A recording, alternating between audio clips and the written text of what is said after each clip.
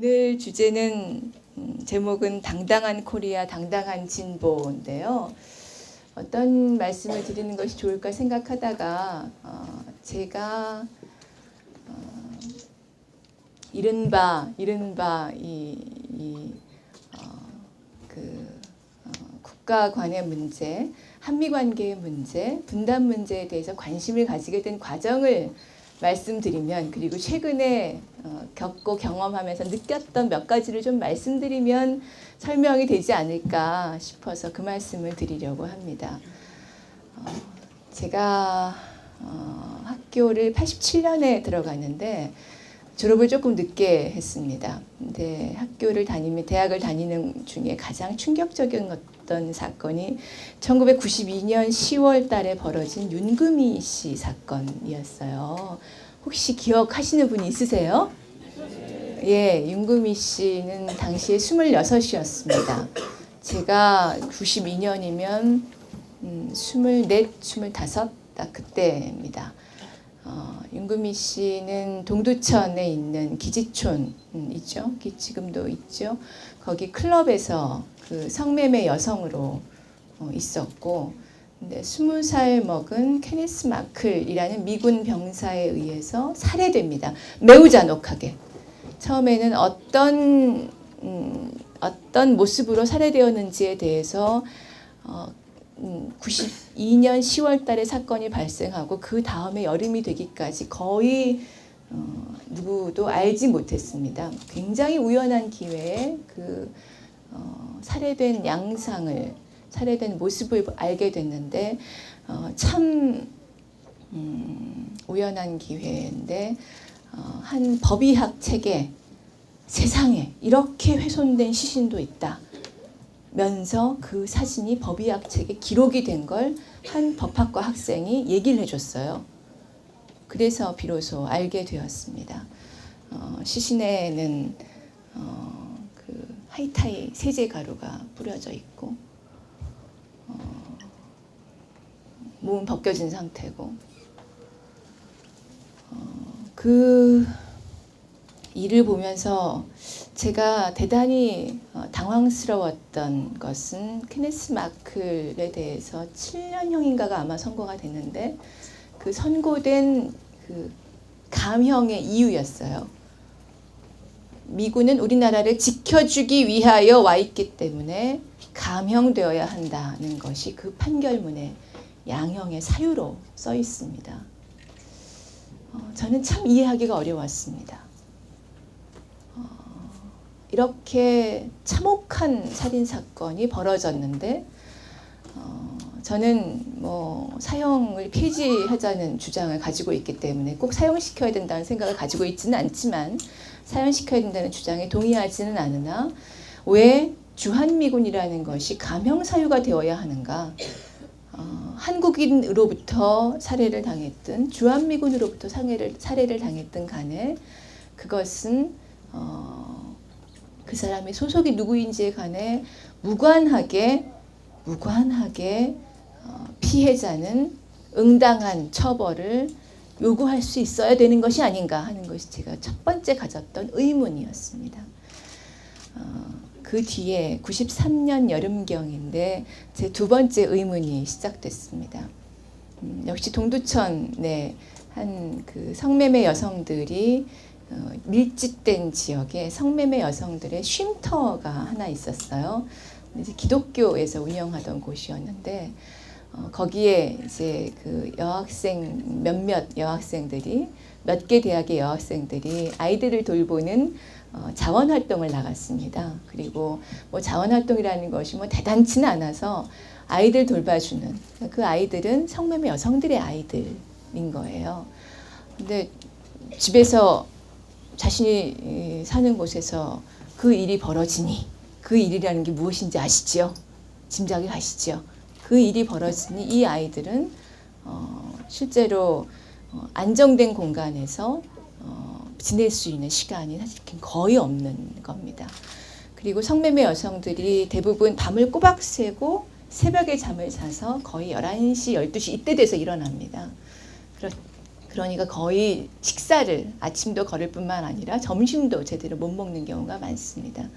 그래서 이제 고작 뭐 한다는 활동이 아이들 봐주는 것과 함께 점심 밥상을 차려서 밥 먹으라고 이렇게 함께 모이게 하는 그것이 뭐 활동의 수준이었는데요. 제가 가서 아주 예쁜 여자아이를 한 명 봤어요. 6살짜리 아이를. 정말 너무너무 예뻐요. 머리도 곱슬곱슬하고 그 눈이 파란.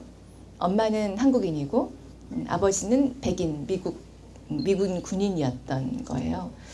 근데 마을 그 이제 고기 목사님하고 주변 분들 얘기를 들어보니까 이 아이를 포주가 키우고 있다는 거예요. 여성인 포주가. 그래서 저는 딴에는 그래도 인간적인 사람이 있네 이렇게 생각했죠. 근데 이야기를 한 번 더 들어보니까 엄마는 도망을 갔다는 거예요. 빚이 너무 많아서. 기지초는 지금은 최근엔 외국인 여성으로 굉장히 많이 바뀌었는데요. 기지초는 그 당시에는 거의 그 아주 외딴 섬에 뭐 가는 수준의 곳입니다.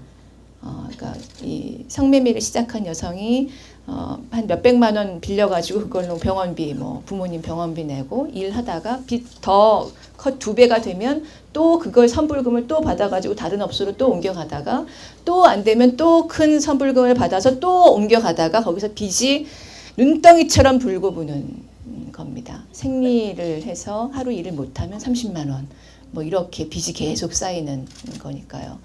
성병이 걸려서 주사를 맞으면 그것도 또 빚. 이렇게 계속 쌓이는 거니까 도저히 빚을 갚을 수 있는, 선불금을 갚을 수 있는 상황이 못 됩니다. 2003년 이후에 성매매 특별법을 만들어서 비로소 그 빚이 불법 채무이기 때문에 내놓으라고 요구할 수도 없고, 그리고 그것 때문에 구속당할 수도 없다는, 자신의 인신을 속박당할 수도 없다는 법이 만들어진 것이 2005년 이후입니다. 비로소. 뭐 아직도 하지만 매여 있는 분들이 상당히 있으시지만요. 그 구조에서 그 엄마가 2천만 원인가, 그때가 93년인데 빚을 도저히 갚지 못해가지고 도망을 갔다는 거예요. 포주가 이 여자아이를 데리고 있는 이유는 마을 분들한테 들어보니까 2가지였습니다. 하나는 아이를 데리고 있으면 그래도 엄마하고 아이 사이인데 엄마가 언젠가는 아이를 데리러 오지 않겠냐 하는 거죠. 그때 가서 돈 내놔라 아이 데려가려면. 마치 그 레미제라블에 나오는 그 코제트를 데리고 가는 것처럼 이런 거죠. 또 하나의 이유는 근데 여자아이잖아요. 엄마가 데리러 오지 않으면 이 여자아이를 이용해서 성매매를 시키고 거기서 돈을 다시 벌어내겠다는 생각을 가지고 있다는 거예요. 제가 그 얘기를 듣고 너무나 놀랐습니다. 그렇구나. 여기 사는 여성들의 생활이 이런 거구나, 삶이.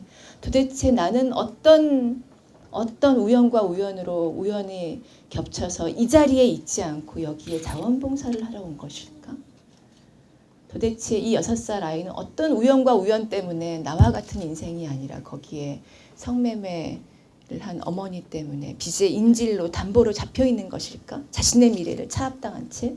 이 생각이 굉장히 고통스럽게 저를 감쌌습니다. 그래서 변호사를 해야 되겠다 생각하고 일을 시작했어요. 많은 것을 풀기 어려우면 단 하나 그 문제라도 풀고 싶어서, 뭔가 이건 적법한 건 아닌 것 같아서 하나라도 풀고 싶어서 그 여자아이 문제라도. 두 번째 사건, 그러니까 그 시기에 있었던 것 말고 두 번째 시기의 사건은 10년 뒤에 벌어집니다. 2002년에 효순이 미선이 사건은 다들 아시지요? 네, 그때 보통 중학생, 고등학생들이 많이 나왔으니까 여러분들한테도 그렇게 멀지 않은 시기일 겁니다. 그때는 제가 변호사가 됐을 때입니다. 그래서 그 주한미군 지휘협정을 한참 공부하고 있을 때입니다. 도대체 어떻게 하면 그 동두천에 있는 그 여성들과 그 아이들에 대해서 다른 무엇인가를, 다른 삶을 만들 수 있을까를 한참 생각하던 때예요. 2002년 6월 13일에 지방선거 치르던 날에 효순이 미선이 사건이 났는데 그 사건을 보면서 제가 또 황당했던 건 그때 경찰과 검찰이 이렇게 얘기하는 거예요. 공무 중에 벌어진 사건이기 때문에 한국이 할 수 있는 게 없다고 이야기를 하는 거예요. 제가 아니 정말 없는 거냐. 되게 답답했어요. 그래서 주한미군 지휘협정을 다시 꼼꼼하게 들여다보기 시작했죠. 주한미군 지휘협정은 이미 1966년도에 만들어진 것입니다. 그 뒤로 거의 변화하지 않았습니다. 그런데 다시 뒤지다 보니까 이미 1966년도에 만들어진 그 규정에 주한미군의 범죄를 두 가지의 부류로 나눠서 공무 중에 벌어진 사건, 훈련하다가 벌어진 것 같은 일이죠.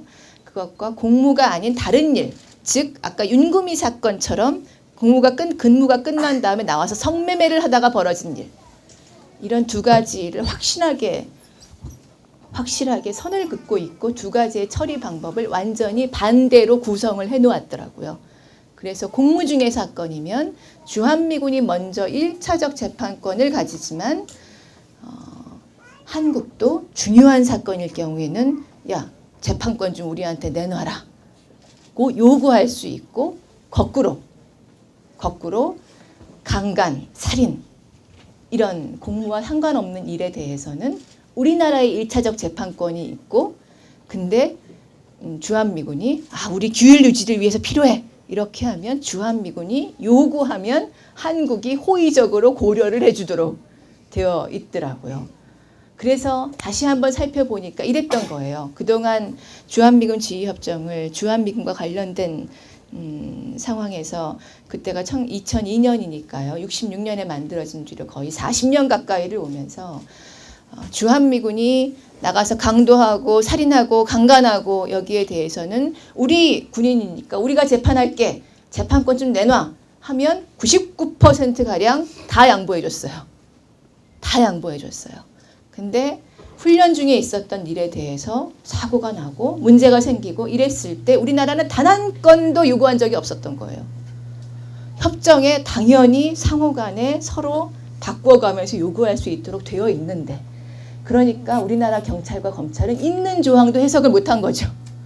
그걸 그때 이 자리에도 몇 분 와 계신데 민주사회를 위한 변호사 모임에 미군 문제를 연구하는 위원회가 그 즈음에 만들어졌습니다. 그 변호사님들이 함께 힘을 모아서 이 문제는 대처를 해봐야 되겠다. 이 불공정한 당당하지 못한 최소한의 우리나라 국민들의 인권조차 써있는 것조차 지키지 못하는 이 상황은 바꿔야 되겠다 생각하고 재판권 내놔라 이렇게 싸움을 하기 시작했어요. 그래서 그 힘이 바탕이 돼서 광화문에 그때 10만의 촛불을 든 분들이 모이셨고, 노무현 대통령이 그때 한 말씀 하셨죠. 반미면 어떠냐, 후보께서 한 말씀 하셨죠. 당선이 되셨죠. 네, 그 뒤에 미국 가셔서 말을 좀 바꾸셔가지고 문제긴 하나, 네, 세 번째 사건을 하나 더 말씀드리죠. 최근에 주한미군이 도심에서 비비탄이라고 하던가요, 뭘 쏘다가 그걸 추격하는 경찰관을 차로 몇 차례 들이받아서 경찰관이 입원하고 이런 일이 벌어졌습니다. 그리고 며칠 전에 이제 우리나라 한국 검찰에서 그 해당한 미군 주범에 대해서 신병인도 요청을 했습니다. 자, 이거하고 하나 비교해 보세요. 그리고 비슷한 시기에 있었던 일인데 홍익대학교 앞에 클럽이든가요? 에서 그 미군 몇 명하고 한국인하고 이 술 취한 사람들끼리 이제 싸움이 벌어졌는데, 거기에서 한국인이 거기에서 미국 병사 한 사람을 다치게 했죠. 자, 미군 병사를 다치게 한 이 한국인과 한국 경찰관을 다치게 한 미군은 과연 그 신병 문제에서 어떻게 처리가 되었을까요? 미군 병사를 다치게 한 한국인은 자진 출두를 그 다음 날인가 했는데 즉각 구속됐습니다. 그런데 한국 경찰관을 차로 치어서 다치게 한 그 미국 군인은 일단 미군 영내에 들어갔기 때문에 미군 영내에 들어가 있는 상태에서 그냥 출석해서 경찰의 조사를 받다가 비로소 기소될 시기에나 되어서 한 20여일 정도 지나서 비로소 신병인도 요청으로 지금 구금 절차 진행 중에 있습니다. 차이가 있지요? 그죠? 뭔가 차이가 있는 것 같지요? 예, 도대체 무슨 차이가 있는 것이냐? 2002년도에 효순이 미선이 사건이 생기고 나서 주한미군 지휘협정이 도대체 이건 불평등해서 안 되겠다. 이런 이유로 개정 요구를 했어요. 그래서 개정이 일부 됐는데 그 개정된 내용이 이겁니다. 주한미군은 살인, 강간 등 15개의 중대범죄를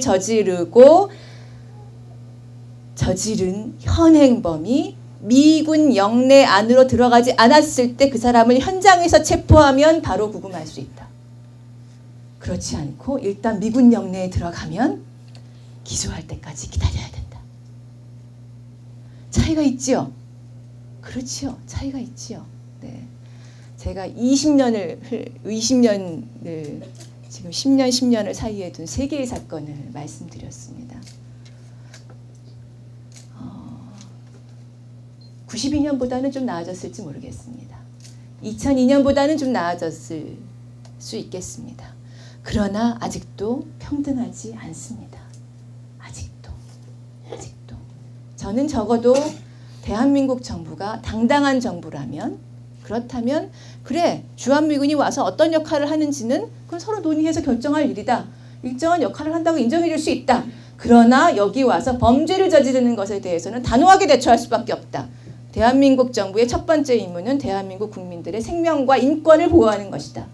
라고 선언하는 것이 맞다고 생각합니다. 그러나 미군이 주둔한 지로 1945년 이후 지금까지 벌써 68년이 되었지만 이 생각의 근본적인 차이는 바뀌지 않았습니다. 도대체 왜 그러냐? 제가 분명하게 노골적으로 들은 이유는 이겁니다. 주한미군이 그 환경 오염을 저지르는 일들이 굉장히 많습니다. 지금 기지들에 한국에서는 허용되지 않는 토양 오염들이 깔려 있는 경우도 많고요. 또는 폭발물들, 화학물질들이 담겨 있는 경우도 많고, 경북 칠곡인가 어디서는 아주 위험한 물질들을 갖다가 파묻기도 하고 이랬잖아요. 이런 문제들에 대해서 원래 2003년, 2004년경에 주한미군 지휘협정을 개정할 때 환경 문제만큼은 적어도 독일식으로 철저하게 해야 된다. 더럽히면 다 미국 돈으로 다 조사하고 다 깨끗하게 해놓고 원상복구 해놓고 그렇게 나가라. 이게 원칙이다. 그 이야기를 했는데 국방부에서 30년 동안 주한미군과 관계만 담당했다는 정말 정통 관료께서 저한테 그러시는 거예요. 미군을 불편하게 하면 안 됩니다. 제가 그 말을 듣고 정말 황당했습니다. 이게 생각의 근본이구나 하는 걸 느꼈죠. 왜냐하면 이거죠. 미군을 불편하게 하면 뭐야? 불만 있어? 나갈까? 미군이 이렇게 얘기를 하면 미국이 말하면 제발 있어주세요 하고 바짓가랑이를 잡아왔던 게 그동안의 역사였던 겁니다. 그래서 이 주권국가로서의 최소한의 당당함이 전혀 유지되지 않아왔던 것이 지금까지 현실인 거죠. 근본이 바뀌지 않았습니다. 저희 그 통합진보당에 새로 이제 일을 하고 계신 대변인께서 홍성규라고 화성에 사세요. 이분이 얼마 전에 그러시는 거예요. 화성에 제가 소송을 담당했던 매향리 미군 폭격장이 있었습니다. 근데 미군 폭격장은 육상 훈련장이고 바다 건너에 이름이 갑자기 생각이 안 나네요. 작은 섬이 하나 있습니다. 매향리 앞바다에. 근데 그 작은 섬이 하도 폭격 훈련을 해가지고 3분의 1이 날아갔습니다. 오키나와 필리핀에 있는 미군 비행 전투기들이 다 와서 거기서 훈련을 했습니다. 안개수가 적다고 해서. 그리고 농촌 마을이라서 인구도 적다고 해서 거기 와서 50년 동안 폭격을 했습니다. 농섬이네요. 농섬의 3분의 1이 날아갔고, 그리고 그 농섬 전체가 다 이 유독 화학 물질로 다 포탄이 다 들어가 있죠. 자, 미군 폭격장이 철수를 했습니다. 당연히 원상복구를 해야 되겠죠. 근데 미군이 원상복구 책임을 안 지죠. 누가 떠왔냐? 국방부가 떠왔죠. 국방부가 최근에 이런 말을 한다고 합니다. 섬을 드러내자. 복구를 하려니까 돈 너무 많이 들어서 안 되겠다. 파내자.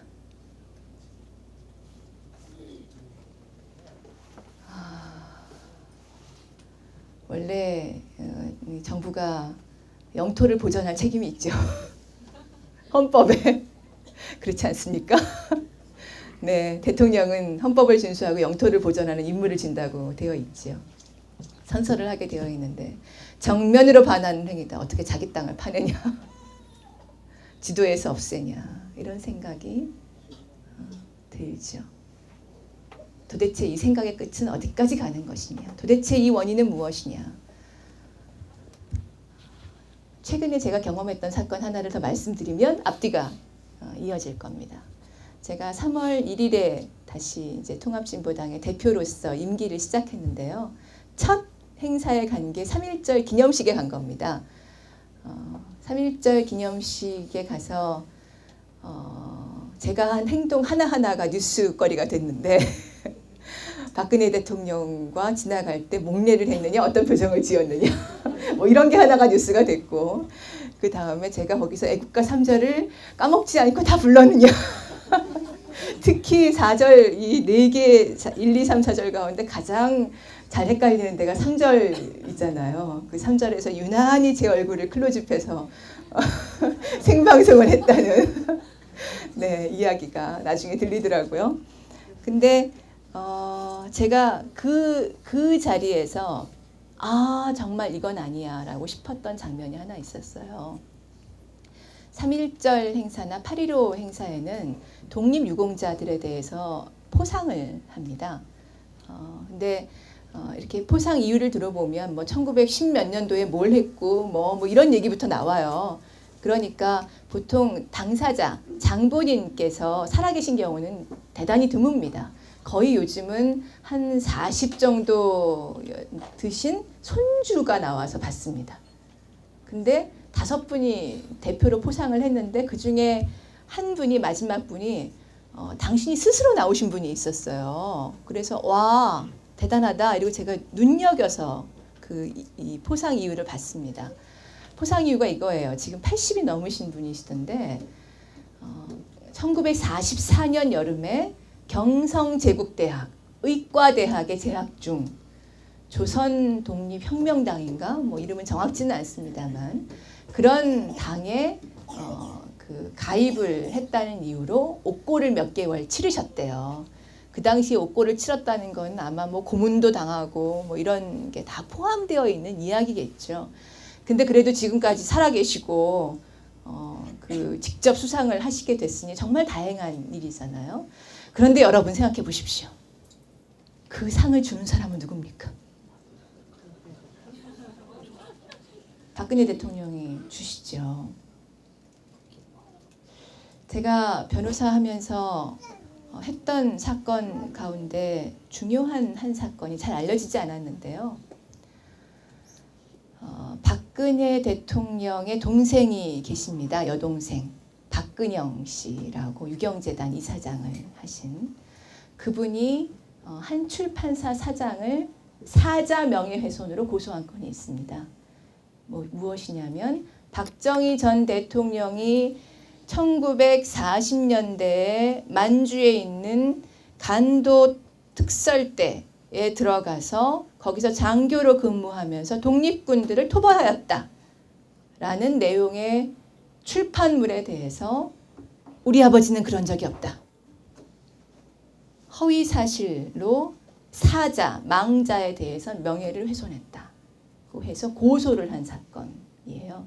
제가 그 출판사 사장님의 변호를 맡았습니다. 무지하게 고생했습니다. 결국 대법원까지 가서 다 무죄를 받았습니다. 1, 2, 3심 모두. 박수. 많이 주세요.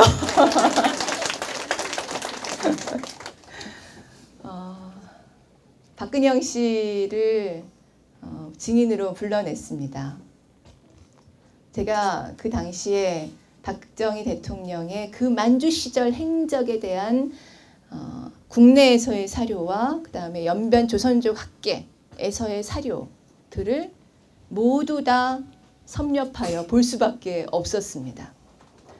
근데 아무리 뒤져봐도 정확한 역사적 사실은 박정희 전 대통령이 경북 문경의 보통학교에 교사로 있다가 나 큰 칼 차고 싶다고 해서 충성혈서를 써서 그걸 보내서 나이가 많은데도 불구하고 만주에 있는 신경공관학교에 입학 허가를 받습니다.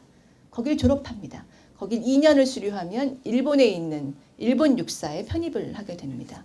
2년을 더 다닙니다. 그 다음에 졸업하고 나서 다시 만주에 이제는 만주군 소위로서 그리고 동시에 일본군 소위로서 만주에 있는 간도 특설대에 그 부대에 근무하면서 그 부대가 실제로 항일 조중 연군을 1년에 100여 차례 이상 토벌했다는 기록이 나오고 그리고 거기에는 많은 조선인 독립운동가들이 속해 있었다는 이야기까지가 모두 확인된 역사적 사실입니다.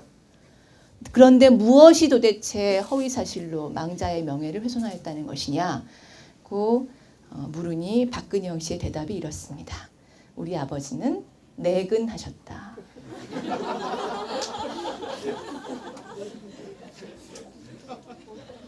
토벌을 직접 안 하셨다는 얘기죠. 결국 다 이겼습니다.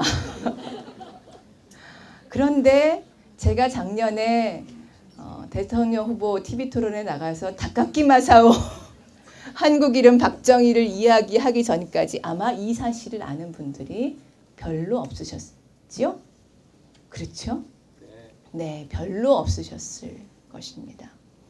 알려지지 않은 한국 현대사의 굉장히 중요한 지점입니다. 자, 생각해 보십시다. 제가 70년대 초등학생이었습니다. 박정희 대통령 시절이지요.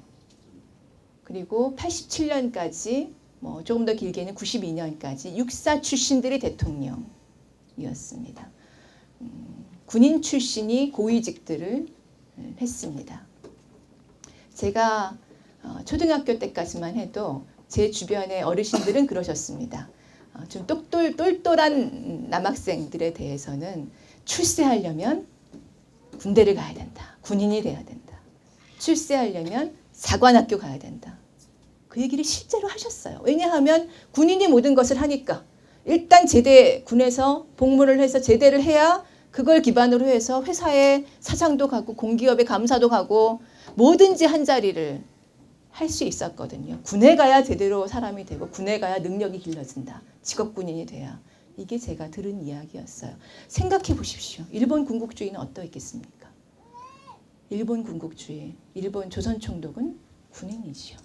큰 칼 차고 싶어서 간다는 것은 실제로 그 일본 군국주의의 정점에 올라가는 겁니다. 생각해 보십시오. 충성혈서를 써서 일본의 장교가 되겠다고 한 사람은, 그래서 장교가 된 사람은 당시 조선에 딱 한 사람밖에 없습니다. 닭깎기 마사오. 딱 한 사람밖에 없습니다. 그래서 중요하지요. 왜?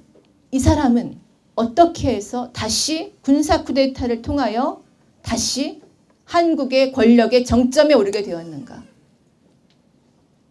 어떻게 자신의 친일 행적을 지울 수 있었던가? 국민의 기억 속에서.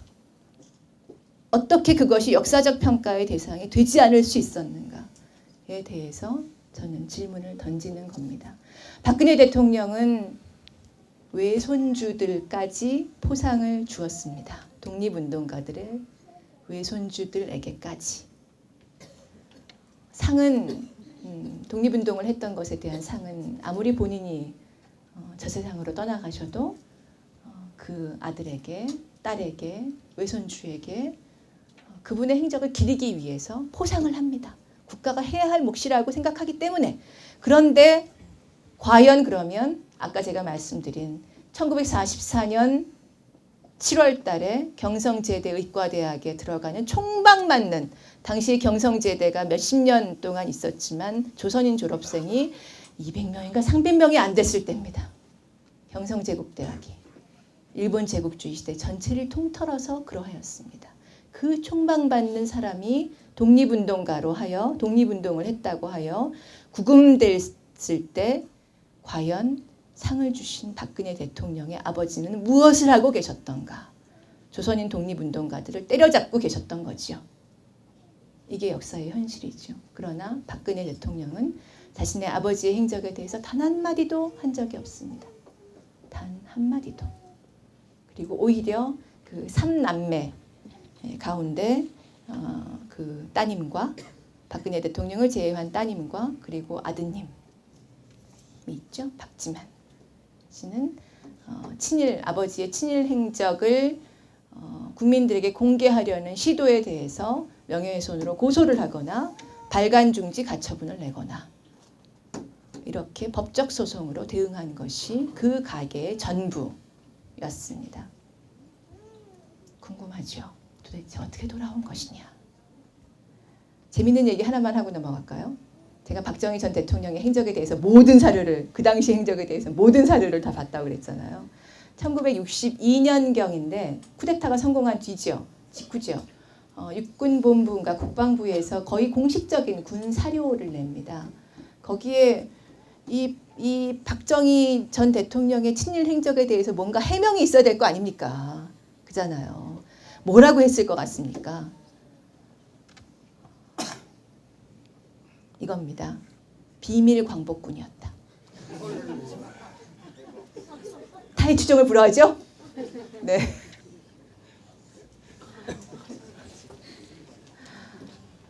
돌아온 이유. 당시의 군과 경찰에서 돌아온 이유는 상징적으로 이런 사건이 보여줍니다.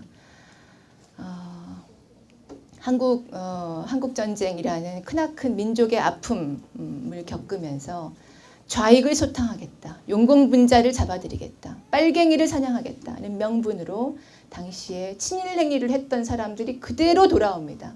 아주 상징적인 사건이 노덕술 사건이라는 것인데요. 1948년 8월 달에 대한민국 정부가 수립되고 나서 이승만 대통령이 노덕술이라는 친일 고문경찰관을 수도경찰청의 수사과장 핵심으로 등용을 합니다. 근데 같은 시기에 반민특위가 만들어지지요. 반민특위는 친일 고문경찰관들을 소환해서 수사하려고 합니다.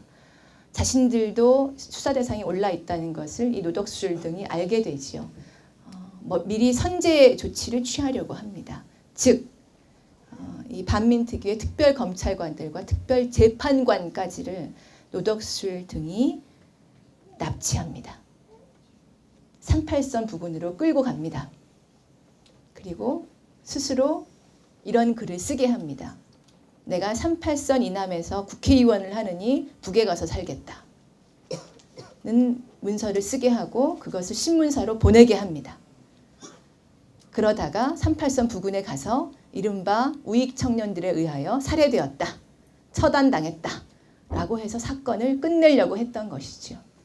그런데 여기에 동원되었던 한 사람이 나 도저히 못하겠다고 양심선언을 합니다. 그래서 폭로됩니다. 노덕술이 체포됩니다. 하지만 노덕술은 결국 증거불충분으로 다시 무죄로 석방됩니다. 반민특위는 이후에도 고문경찰관들의 강력한 압박을 받으면서 9개월인가요? 10개월 만에 해체되고 말죠. 거기서 끝이 납니다. 그렇게 들어왔던 일본의 고문경찰관들은 이승만 대통령으로부터 이런 치하를 받습니다. 자네들이 있어서 내가 발을 뻗고 자네. 이것이 친일파가 돌아온 배경이지요. 빨갱이를 때려잡겠다. 이 명분으로 돌아왔습니다. 박정희 대통령의 유신 독재를 어떻게 유지했습니까? 좌경용공, 친북, 때려잡겠다. 이렇게 해서 유지합니다. 그리고 거기에서 주한미군이 필요하다. 이렇게 된 거죠. 자, 제가 저의 개인적 경험과 역사적 사건을 말씀드렸죠. 함께 모아서 보십시오. 이 모든 것의 근본에는 분단체제가 있습니다. 이 모든 것의 기저에는 분단체제가 있습니다. 이 분단체제가 친일 행적을 했던 사람들을 자신의 책임을 반성하게 하고 자신의 죄가를 반성하게 하는 것이 아니라 나는 그때 일본 제국주의 하에서도 공산주의자를 토벌했다는 명분을 가지고 돌아오게 합니다. 아까 제가 1962년에 나왔던 비밀광복군이었다고 하는 건 어쩌면 애교스러운 변명일지도 모르겠습니다. 유신체제가 확립되어 가면서 당시에 신경군관학교를 졸업하고 한국군의 중추를 이루었던 백선엽 장군을 비롯한 많은 한국군의 고위 장성들은 이렇게 말합니다. 나는 만주군에 그때 복무하면서 공산주의자들을 때려잡았다. 이렇게 자신의 역사를 왜곡합니다. 이 역사는 자 보십시오. 이 역사는 올해 3월 1일 제가 연단 밑에서 올려다본 그 역사는 과연 본질에서 바뀐 것일까요? 저는 바뀌지 않은 것이다 라고 느꼈습니다. 이것은 하나도 본질에서 달라지지 않았구나 하고 생각했습니다. 최근에 여러 가지 종북 공세들이 물밀듯이 들어오고 있습니다. 저에 대해서는 버릇없다부터 시작하여 아까 제가 3.1절 그때 그 기념식 갔다 오고 나서 박근혜 대통령이 그때 그 말씀을 하시더라고요. 상을 다 주시고 나서 일본의 요즘 역사 왜곡 문제 이런 데 대해서 이렇게 말씀하시는 거예요. 1000년의 역사가 흘러도 가해자와 피해자는 바뀌지 않습니다.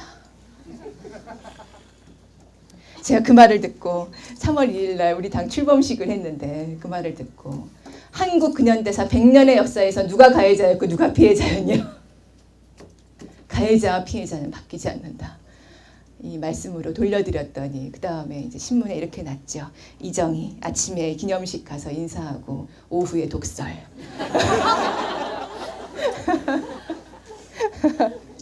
그리고 저도 국가보안법으로 고발을 당하였습니다. 최근에. 네.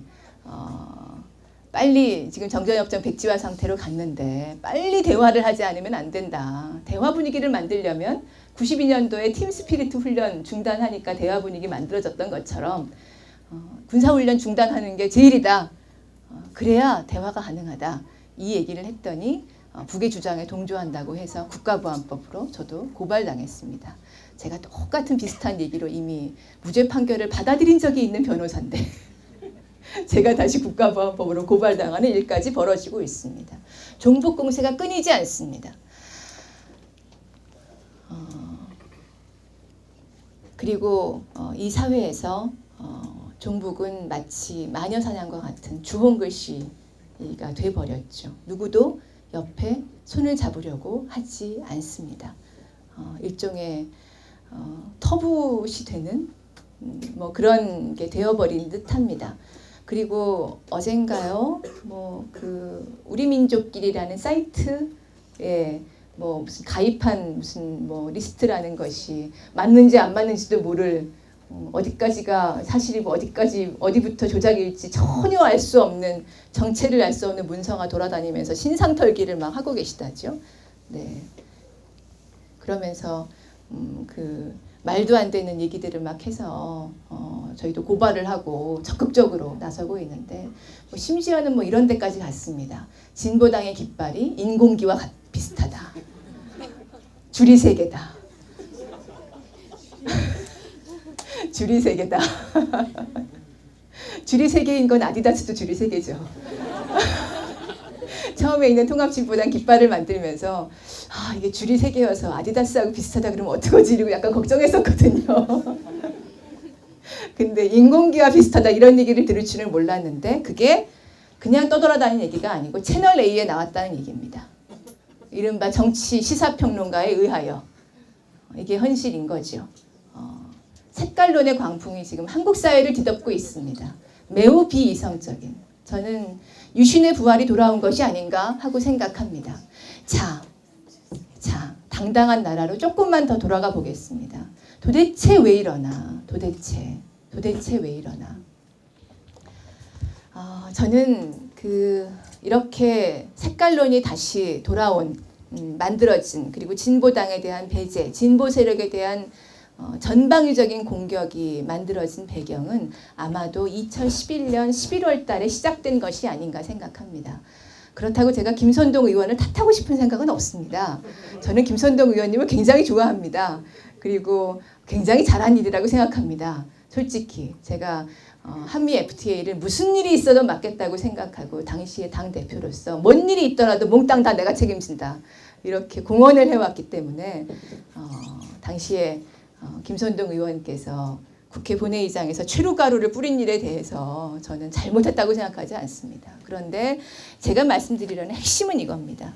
지난 97년 국민승리 20일부터 또는 국회 또는 민주노동당이 만들어진 2000년부터 또는 국회 의석이 생겨나기 시작한 2004년부터 2011년 11월까지 정확하게 말씀드려서 한국 사회에서 한국 기성의 정치에서 진보 정치에 붙는 표현, 붙는 수식은 딱 세 가지로 정리될 수 있었습니다. 하나는 무시입니다. 너무 작으니까. 아무리 얘기를 해봐도 너무 숫자가 적으니까. 할 수 있는 게 별로 없으니까. 그냥 무시하면 되는 존재였습니다. 두 번째는 뭐냐면 그래도 저희도 열을 받아서 때로 저항을 할 때가 있지 않습니까? 부자 감세죠. 부자 감세를 날치기로 통과시킨다든가 미디어법을 통과시킨다거나 이럴 때는 저희도 뭐 손피켓이라도 들고 그리고 때로는 필리버스터도 하고 뭐 이렇게 합니다. 그럴 때 여당 의원들이 저희한테 보이는 반응은 딱 이겁니다. 쇼 다 했어? 사진 다 찍었어. 요즘 종편이 지금 뭐 아주 민주당도 새롭게 출연하기로 하고 문희상 비상대책위원장님도 나가셔서 종편에 시범으로 나가셔가지고 여보 미안해 하면서 박근혜 대통령께 가슴이 설레인다는 둥 너무나 우아하시다는 둥 뭐 말씀도 하셔서 참 난감한데 2009년 7월 달에 미디어법이 강행 처리될 때 야당 의원들이 어쨌든 몸을 던져서라도 막자 이러고 막았죠. 제가 국회 본회의장에 맨 앞에 그 발언대에서 저 끝에 구석까지 그 힘이 좋으신 여성 의원들의 한나라당 여성 의원들에 의하여 질질 끌려 나갔는데 끌려 나간 것이 그래 그럴 수 있다고 쳐요. 저를 멘붕에 빠지게 했던 건 끌려 나가서 제가 바닥에 덜퍼덕 하고 누워 있는데 저를 이렇게 내려다본 제 대학 후배의 말이었습니다. 제가 법과대학을 다녔는데요.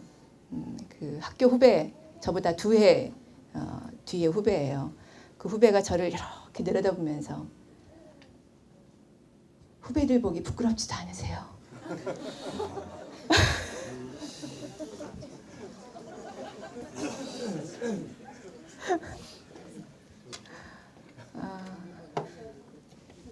조롱과 경멸 이것이 저희가 한거할 때 오는 반응이었습니다.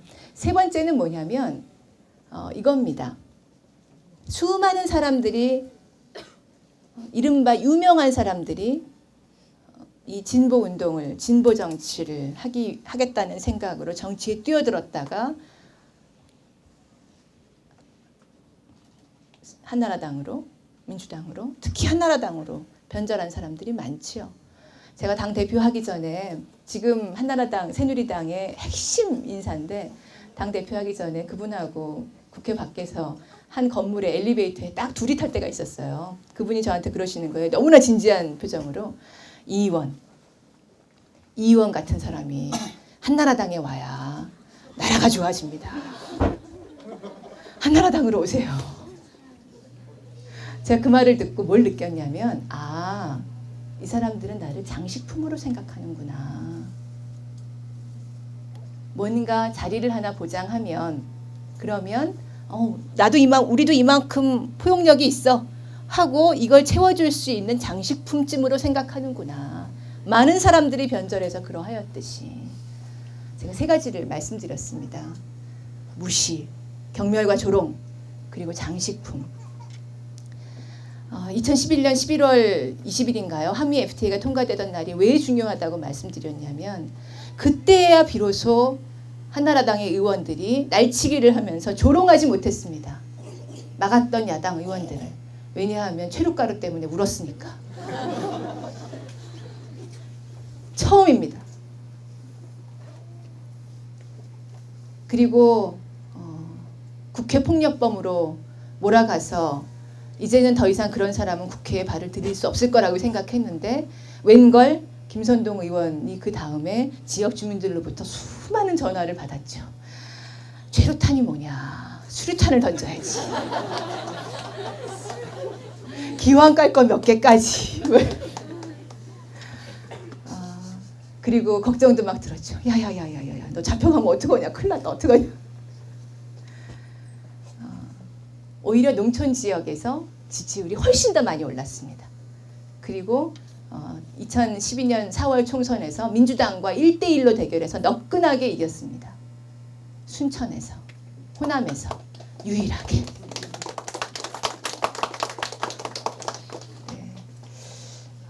이제 진보의 방향으로 무엇이 바뀔 수 있다는 것을 최초로 보여준 시기가 그때부터 시작됐습니다. 저는 이것이 굉장히 중요한 변화였다고 생각합니다. 그런데 그대로 당하고 있을 사람들이 아니지 않습니까? 수구 보수 세력이, 집권을 다시 준비하는 사람들이. 그 사람들의 프로젝트는 정확히 이거죠. 야권연대도 이 민주노동당이 저렇게 다 후보 사퇴하면서 다 만들어냈구나. 그러더니 한미 FTA는 노무현 대통령이 만든 거니까 손도 대지 말라고 원래 민주당한테 딱 얘기를 해서 민주당이 손을 못 댔던 것인데, 니네 그러면 외교적으로 신뢰가 떨어진다. 이러니까 손을 못 댔던 것인데, 야권연대를 해야 되니까 정책도 한미 FTA도 실질적으로 많은 부분을 재협상해야 된다. 이렇게 정책이 바뀌는구나. 그러면 이렇게 해서 만들어진 야권연대가 뭔가 힘을 가져서 총선에서 여서야대가 되고, 그리고 정권 교체가 이루어진다면 한미 FTA도 흔들릴 수 있겠구나. 이렇게 바뀌기 시작한 거죠. 그런 가능성을 느끼기 시작한 것이죠. 거기서 심각한 공격들이 시작됐습니다. 색깔론, 이른바 부정, 폭력,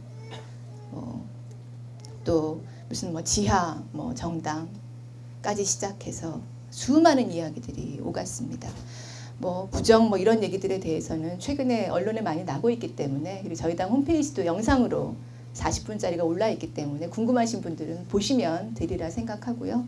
그리고 아직 못 보신 분들은 아마 이 강연이 끝나고 나면 오늘 밤에 보실 거라고 생각하고, 그렇게 봐주시면 좋겠고, 지금 벌어지고 있는 일들에 대해서 하나만 더 말씀드리면 마무리가 좀 될 것 같아요. 박근혜 정부에 대해서 제가 가장 우려하던 바는 이겁니다. 나라는 나라여야 한다. 최소한. 보수적일 수도 있고 진보적일 수도 있다. 그러나 나라여야 한다. 정부가 할 수 있는 권한을 미국한테 넘겨주는 일만은 하지 말아라. 이게 제가 가지고 있는 생각입니다.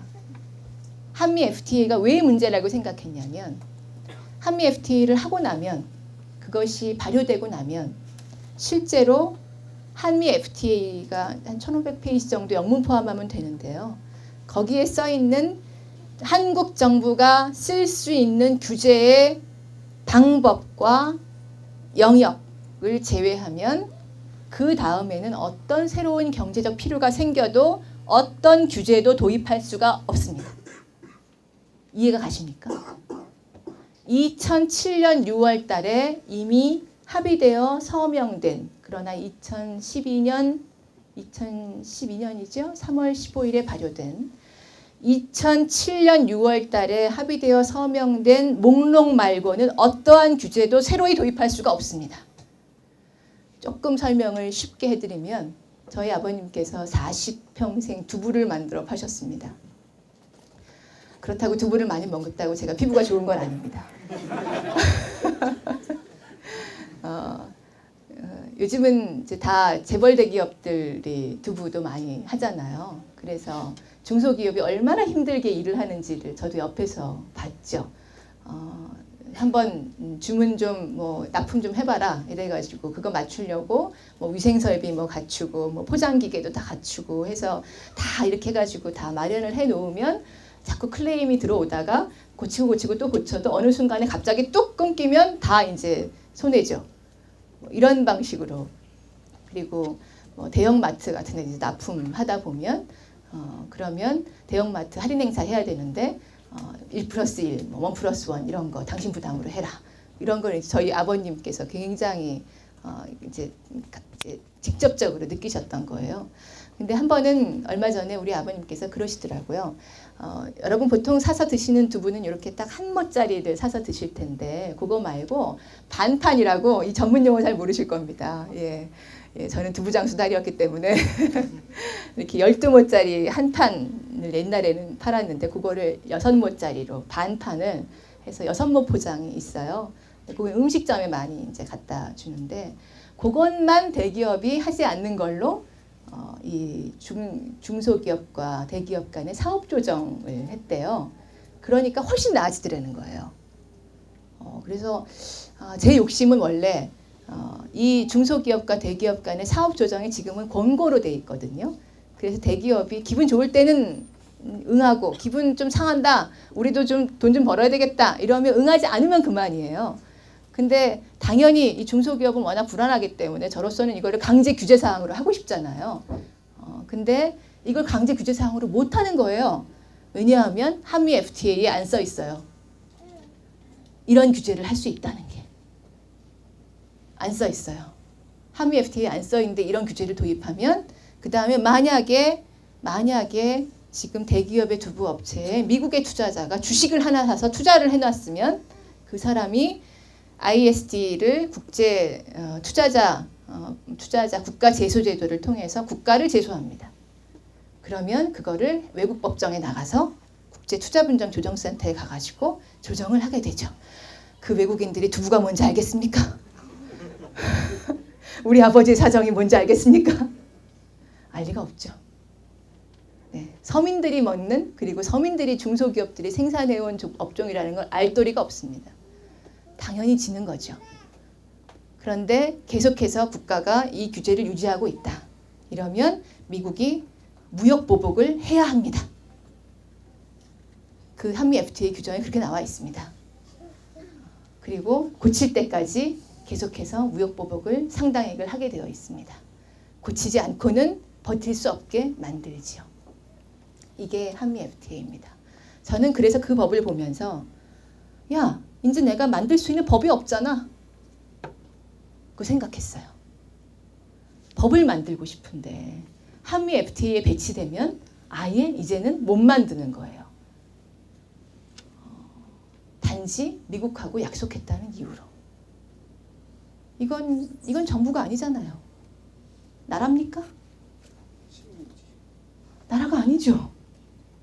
외국한테 백지 수표를 다 줬잖아요. 미국한테 백지 수표를 다 줬어요. 앞으로 어떤 경제 분야에서 무슨 일이 생길지 모르는데 그렇게 입법권을 다 줘놓고 이게 어떻게 나라라고 할 수 있느냐. 저는 그것이 가장 걱정이었습니다. 그래서 한미 FTA를 강행 처리하면 안 된다고 생각했고 그리고 반드시 폐기시키고 재협상해야 된다고 생각했는데 지금 박근혜 정부는 전혀 그럴 생각이 없고 당연히 간다 이렇게 보고 있는 거죠. 미국이 지금 심각한 한반도의 군사 위기를 초래하고 있습니다. 우리나라의 올해 재정 적자가 지금 뭐 한 마이너스 12조 원 정도 뭐 나올 거라고 그러면서 20조 원, 12조 원 가량의 지금 국채를 발행하겠다고 한답니다. 근데 이 상황에서 또 F-35 전투기 60대를 들여오는 12조 원 가량의 계약을 또 한다고 합니다. 이게 지금의 현실이죠. 우리 서민들에게 가야 될 돈이 지금 미국 전투기에 지금 쓰일 양상입니다. 한일 군사조약이 작년에 청와대에서 거의 비밀리에 체결됐다가 엎어진 사실 기억하시고 계실 겁니다. 그죠? 기억나시죠? 네. 미국에서 다시 하라 그럽니다. 압박을 하고 있습니다. 왜냐하면 미국이 여기에서 북한의 위협을 빌미로 해서 일본이 군사력을 가지고 이 동북아 지역에 그리고 더 넓게 군사력을 투사할 수 있도록 만들어야 하고 그리고 군사 정보를 한미일 간의 삼각이 공유할 수 있도록 해야 되고 그리고 심지어 한국조차 미국이 북에 대한 위협뿐만 아니라 한반도를 기지로 하여 동북아 또는 더 넓은 지역까지 자신의 군사력을 투사하는 것의 기지로 또는 공동작전을 할 수 있게 하는 것들을 이미 2000년 이후에 꾸준히 추진해 왔습니다. 그것이 평택 미군기지 이전으로 나타났고 그리고 미사일 방어체계 구축으로 나타나고 있습니다. 그런데 가만히 보십시오. 저는 왜 여기에서 분단 체제를 말씀드리냐 하면 한미일 삼각 군사 동맹 그리고 한일 군사 협정에 대해서 대부분 이건 좀 아닌데 라고 생각하십니다. 추진하는 명분이 무엇이냐? 딱 이겁니다. 북과 대치하고 있기 때문에. 실질적인 목적은 무엇입니까? 실질적인 목적은 미국의 군사 무기를 한국에 팔고 그리고 추후에 중국과 대치하게 될 때 중국을 억제할 수 있는 군사력을 배치하겠다는 것이죠. 이것이 최근에 북과 대치 관계를 이용해서 활발하게 미국이 전개해 나가고 있습니다. 저는 오늘의 주제 당당한 코리아, 당당한 진보에 관해서 이렇게 정리 말씀을 드리려고 합니다. 한국 사회에서 풀리지 않았던 미국과 불평등한 관계. 이것은 제가 주한미군 지휘협정과 그 속에서 희생됐던 여성과 아이들의 이야기를 말씀드렸는데 지금도 한미 FTA를 통해서 서민들의 삶을 억누르는 것으로 그리고 분단체제를 빌미 삼아서 미국의 군사무기의 판매장으로 전시장을 넘어선 판매장으로 한반도를 만들고 있습니다. 그리고 지금 전쟁 위기가 거의 목전까지 이제 와 있는 이 시점에도 평화를 말하고 또 대화를 말하는 사람들에 대해서는 계속 색깔론 공격을 퍼붓습니다. 1945년 이후에 친일파가 군과 경찰의 핵심으로 돌아왔던 것과 똑같은 논리가 되풀이되고 있습니다. 그래서 저는 지금 이 시간을 이렇게 규정합니다. 친일 청산, 4대 매국의 청산 이루어지지 않았다. 박정희 전 대통령은 육체적으로 사망하였으나 그의 정치 생명은 죽은 것이 아니었다. 박근혜 대통령을 통하여 살아났다. 4대 매국의 청산과 유신독재의 청산을 해내지 않는다면 다시 우리가 민주주의를 향해서 그리고 통일을 향해서 나아간다는 것은 대단히 어려운 상황에 부딪히게 될 것이다. 당당한 진보에 대한 이야기를 좀 드리려고 합니다. 상황이 워낙 어렵다 보니까 한 연세 지긋하신 분께서 걱정스러운 눈빛으로 그리고 또 저한테는 또 좀 안타까운 눈빛으로 그러시더라고요. 아마 이제 마음엔 이런 게 있으셨던 것 같아요. 너 잘 나가더니 촉망받는 무슨 진보의 무슨 아이콘인지 아이돌인지 뭐라고 하더니 왜 그렇게 맨날 돌 맞고 다니냐. 고생 좀 그만하지. 조용히 있다가 때 되면 좀 좋아지면 세상 좀 나아지면 편해지면 좀 그때 가서 뭘 좀 해보지. 왜 그렇게 고생을 자처하냐는 아마 그런 좀 안타까운 마음도 있으셨던 것 같아요. 그러면서 이제 이런 말씀을 하시더라고요. 소나기가 올 때는 좀 피해가는 것도 지혜다. 그러시더라고요. 제가 가만히 듣다가 그랬습니다. 소나기가 아닙니다. 근데요. 지나가는 소나기가 아닙니다. 분단 60년을 이렇게 왔습니다. 언제까지 갈 겁니까? 이미 한미 FTA를 기점으로 해서 민주노동당이, 진보당이 한국 사회 전체를 진보의 방향으로 바꾸기 시작한 그 순간에 무시와 조롱과 경멸과 장식품을 더 이상 안 하겠다고 하고 우리가 제3의 정치 세력이 명실상부한 제3의 정치 세력이 되겠다고 선언한 그 시점부터 이제 본격적으로 대결이 시작됐습니다. 이제는 폭풍우입니다. 그치지 않습니다. 4대 매국의 뿌리와 유신독재의 뿌리를 완전히 걷어내지 않는 한 한국 사회는 색깔론에서 자유로울 수 없습니다. 더 이상 어느 한순간도 완전히 평화롭지 못했던 정전협정 상태가 그대로 그 정전협정 상태로 그대로 되풀이되는 것으로 누구도 분단의 체제가, 분단의 아픔이 해소됐다고 생각하지 않습니다. 색깔론을 뚫고 우리는 그리고 배제와 공격도 뚫고 때로는 폭풍으로 몸이 다 젖어도 그리고 몹시 추워도 뚫어야 될 때가 있습니다. 지금은 그런 때라고 생각합니다.